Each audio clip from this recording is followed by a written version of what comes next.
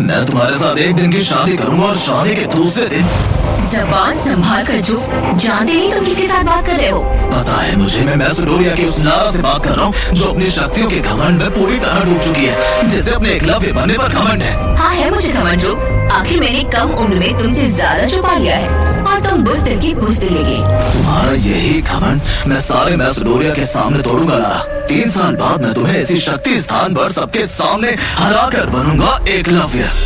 आज भरे दरबार में शौर्य दल के होने वाले लीडर ध्रुव का भरी सभा में उसकी होने वाली बीवी लारा ने अपमान किया, क्योंकि आज भी ध्रुव 9वें सितारे की शक्ति पाने में असफल था और उसी के चलते लारा ने कमजोर ध्रुव से रिश्ता तोड़ने की बात की। लारा, तुम मेरी बात सुनो, अगर तुम ऐसा करोगी तो सारे मैसेडोनिया में हमारी इज्जत उठ जाएगी। ध्रुव के पिता अरेंद्र ने लारा के सामने हाथ जोड़ते हुए उससे अपना ये रुख बदलने को कहा, पर गुस्से और अहंकार में चूर लारा ने ध्रुव के पिता अरेंद्र का भी भरी सभा में अपमान किया।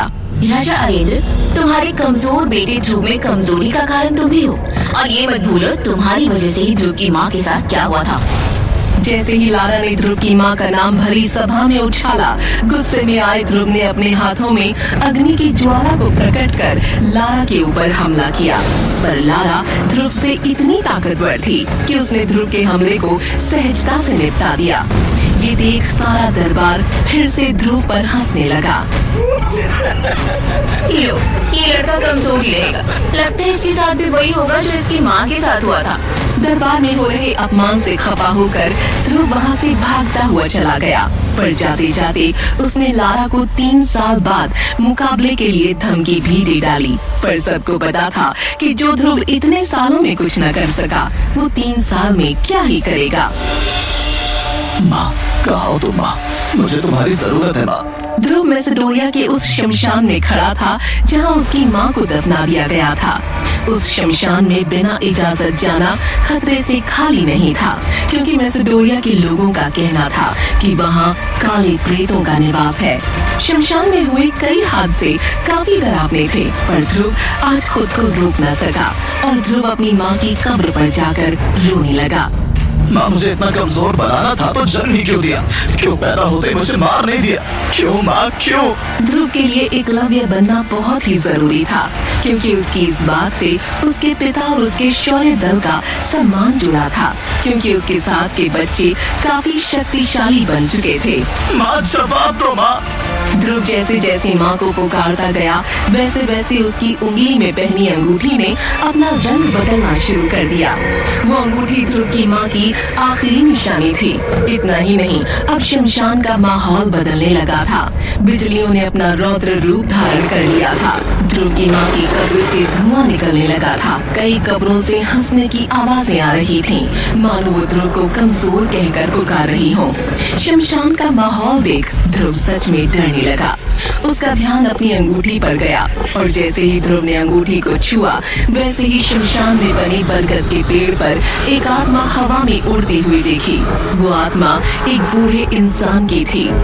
लाल नीली आंखें, लंबे सफेद कफन जैसे कपड़े। ध्रुव सामने का नजारा देख बुरी तरह डर गया। मेरे नजदीक मत आना, मैं तुम्हें मार दूंगा। ध्रुव ने डर के मारे कई शक्तियों का हमला उस आत्मा पर कर दिया, पर सब कमजोर हो गए।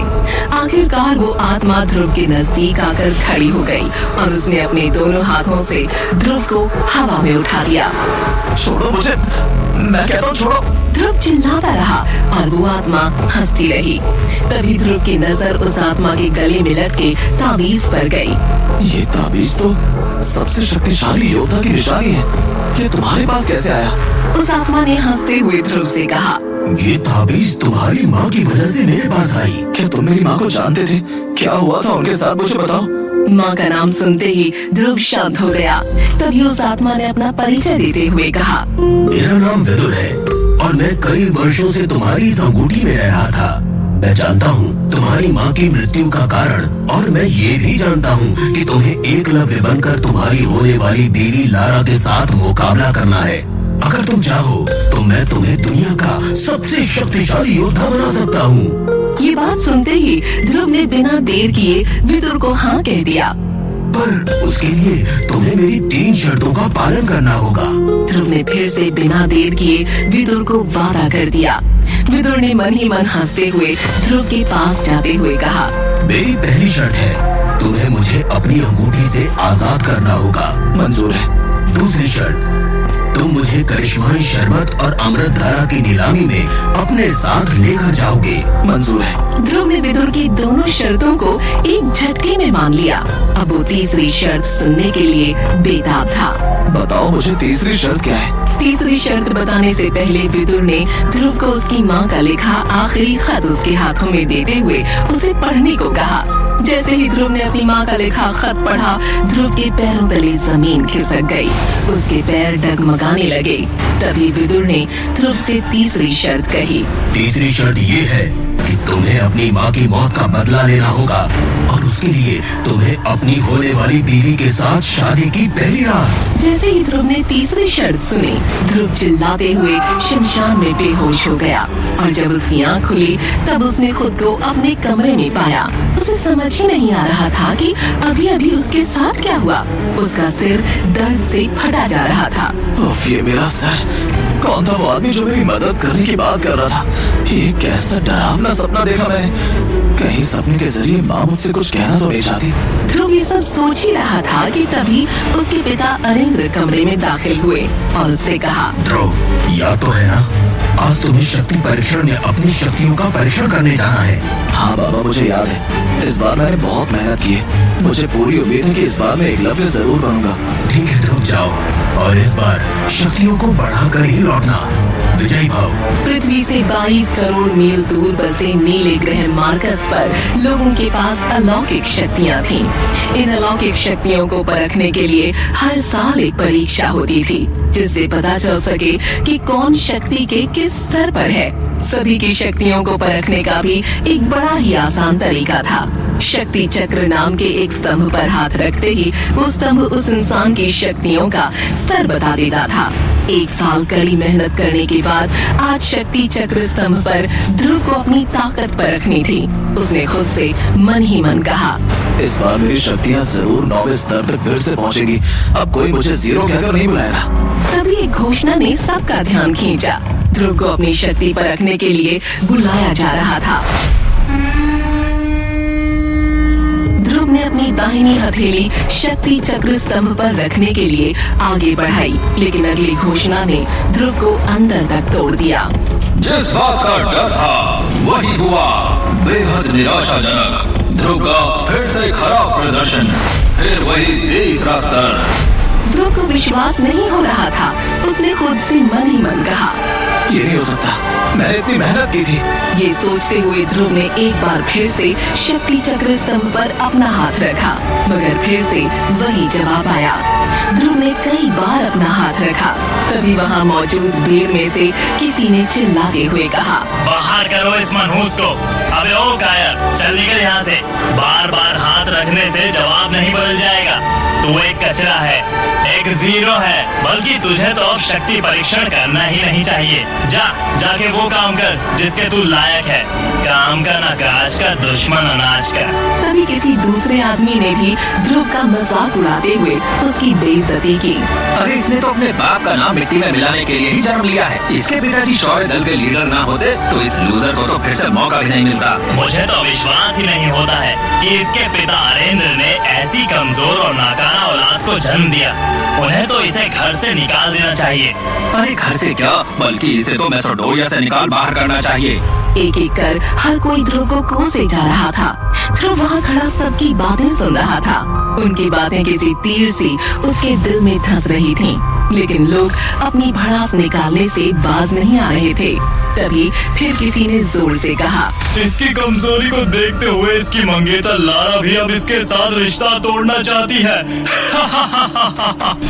तभी वहाँ एक लड़की ने गुस्से भरी आवाज में लोगों को डांटा, तो वहाँ मौजूद सभी लोग सहम कर चुप हो गए। क्या तुम सब भूल गए कि ध्रुव कौन है?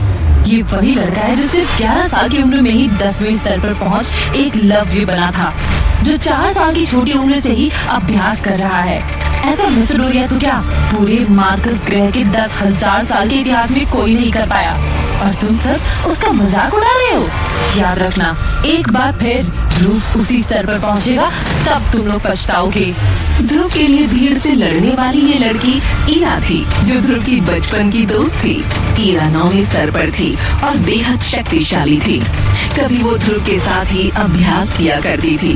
उसका 9वें स्तर पर पहुंचना भी एक बड़ा राज था। ईरा को इस तरह गुस्से में देख ध्रुव ने ईरा को शांत कराते हुए कहा, जाने दो ईरा, गलती मेरी है। एक कमजोर और असफल आदमी तो मैं हूँ ही, ये लोग पूरी तरह गलत भी नहीं है। ये कहते हुए ध्रुव मैदान से सिर झुकाकर निकला और सीधा अपनी माँ की कब्र पर पहुंचा और उनसे बातें करने लगा।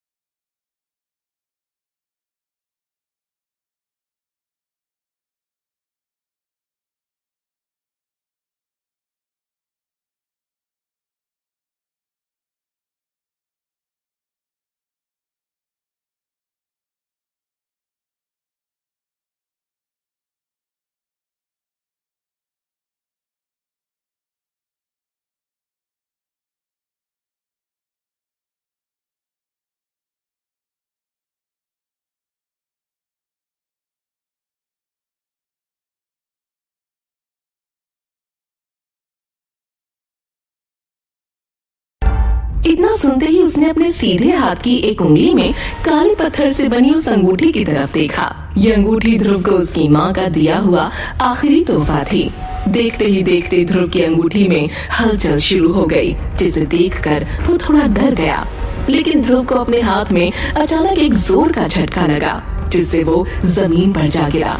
देखते ही देखते उसकी अंगूठी में से एक सफेद रंग का धुआं साए के रूप में बाहर निकला। फिर वो साया एक बूढ़े आदमी में बदल गया।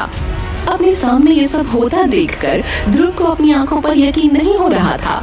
ध्रुव ने हड़बड़ाते हुए उस बूढ़े आदमी से पूछा, कौन हो तुम और तुम मेरी अंगूठी में क्या कर रहे हो?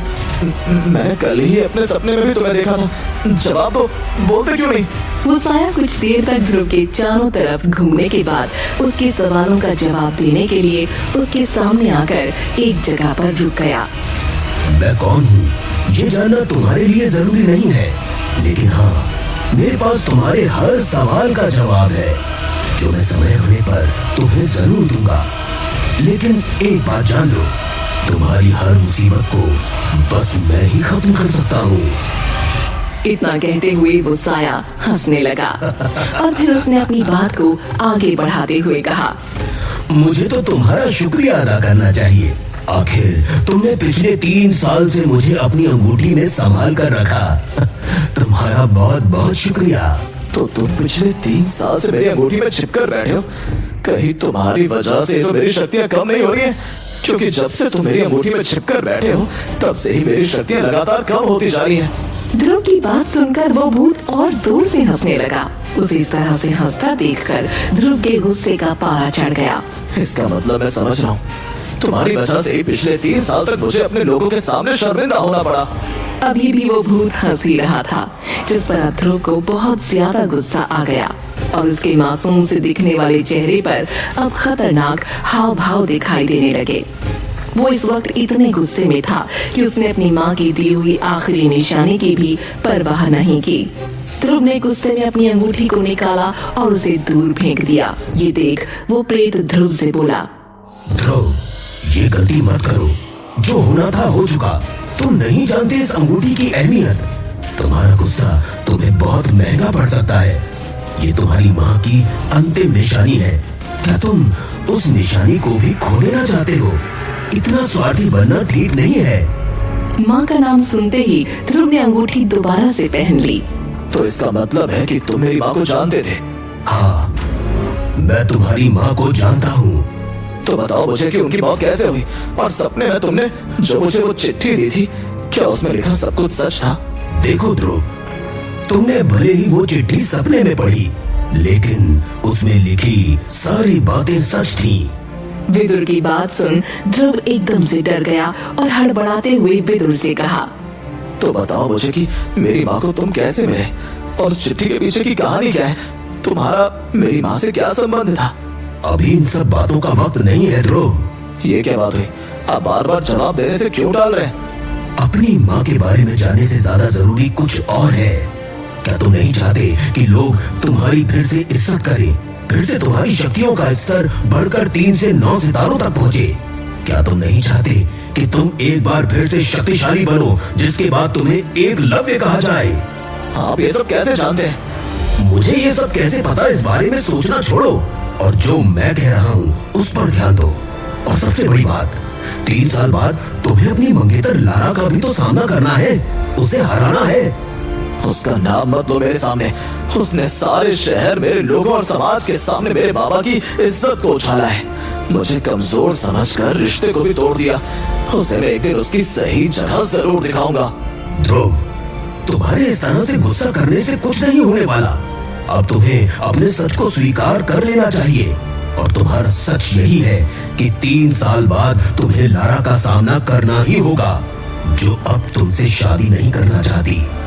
तो क्या करूं मैं? तुम्हें वो करना चाहिए जो मैं कह रहा हूँ। तुम इस अंगूठी को फिर से पहनकर मुझे अपनी जिंदगी में शामिल करो। फिर देखो किस तरह मैं तुम्हारी जिंदगी बदल दूंगा। मैं तुम्हें इतना शक्तिशाली बना दूंगा कि तुम अपने सामने आने वाली हर मुसीबत का सामना हिम्मत से कर पाओगे।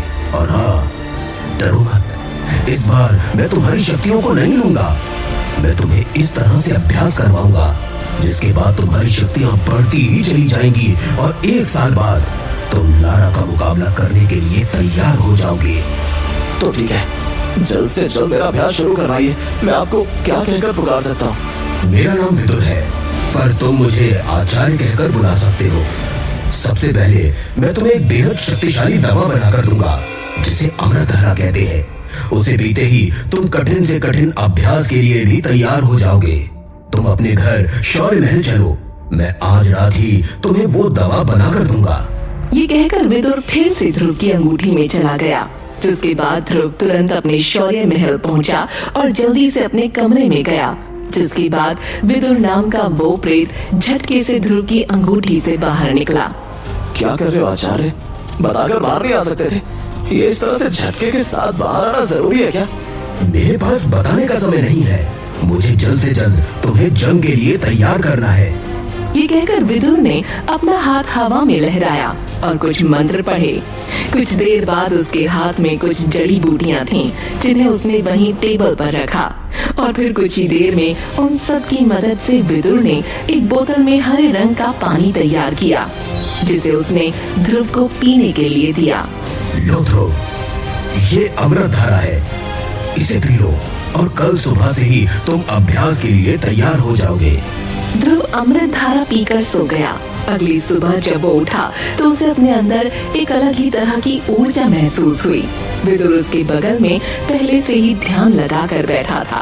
ध्रुव के उठते ही उसने कहा, ध्रुव, जल्दी से तैयार होकर पहाड़ी की ओर चलो। वहाँ पर कोई भी नहीं होगा और आज से तुम्हारा अभ्यास शुरू होगा। ध्रुव विदुर के साथ पहाड़ी पर पहुँचा। वहाँ पहुँचते ही विदुर ने ध्रुव को एक पेड़ से बांध दिया। ये आप क्या कर रहे हैं आचार्य? मैं जो कर रहा हूँ उसका असर जल्द तुम्हें अपने शरीर में नजर आएगा। थोड़ी ही देर में विदुर के हाथों में एक कांटों से भरा चाबुक था और उस चाबुक से लगातार ध्रुव के शरीर पर वार होने लगे। ध्रुव जोर जोर से चीख रहा था, पर वो चाबुक तब तक ध्रुव के शरीर पर वार करता रहा जब तक कि वो बेहोश नहीं हो गया। थोड़ी देर बाद जब ध्रुव उठा तो विदुर ने उसे फिर से बोतल में रखी वो अमृत धारा पिलाई। ध्रुव को महसूस हुआ कि उसका शरीर अब पहले से ज्यादा शक्तिशाली हो गया है। यहाँ तक कि उसके शरीर पर चाबुक से हुए सारे चोट के निशान भी गायब थे। ध्रुव अपने अंदर काफी ज्यादा एनर्जी महसूस कर पा रहा था। आज के लिए इतना काफी है ध्रुव, चलो वापस चलते हैं। ध्रुव वापस अपनी माँ की कब्र पर पहुँचा। इस समय विदुर उसकी अंगूठी में नहीं था, इसलिए वो अपनी माँ से खुलकर बातें कर पा रहा था। माँ, तूने मेरी सुन ली माँ। आखिर तूने विदुर के रूप में अपनी मदद भेजी है ना, लेकिन मुझे समझ नहीं आया कि ये आदमी कैसे मेरी शक्तियाँ बढ़ाएगा। ये तो मुझसे बहुत कठोर अभ्यास करवा रहा है। मुझे तो डर है कि कहीं मैं इस अभ्यास के दौरान मर ना जाऊं, पर मुझे पूरा यकीन है कि तू जरूर मेरे साथ कुछ अच्छा ही करेगी। अभी डाउनलोड करें पॉकेट FM ऐप और सुने रहस्य और रोमांच से भरी एक शानदार कहानी सुपर योद्धा, जिसे पॉकेट FM पर 20 करोड़ से ज्यादा लोगों ने सुना है। आप भी सुनिए, अभी डाउनलोड करने पर आपको मिलेगा एक खास ऑफर इस कहानी को फ्री में सुनने का। डाउनलोड करने के लिए नीचे दिए गए इंस्टॉल बटन को क्लिक करें और पॉकेट FM ऐप इंस्टॉल करें।